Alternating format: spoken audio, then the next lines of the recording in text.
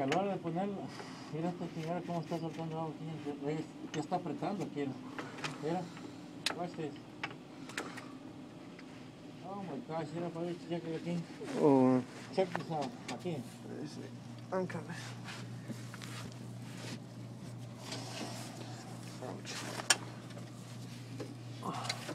¿Ves esta madera? ¿Ves esto? Yeah. Look. Está todo podrido. Wow.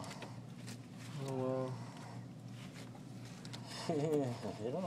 Sí. Ya, es que hasta al estar subiendo la viga, va apretando la madera calada la pinche agua. Pero esto ya quedó bien maciza.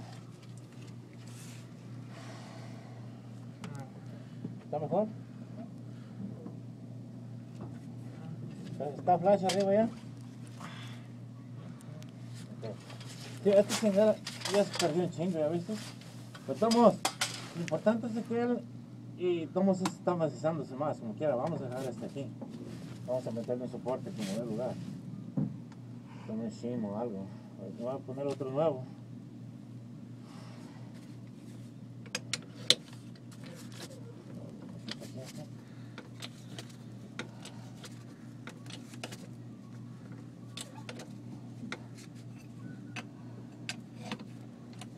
Ahí va, ¿Va para arriba? Ah, pues bien duro, cabrón.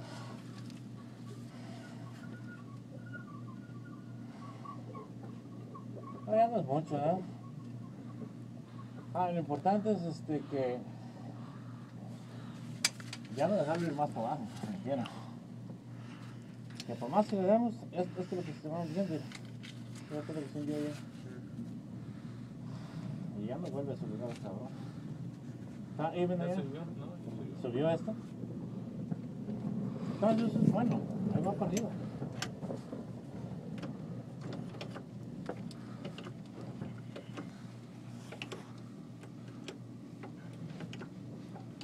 Alright, check that.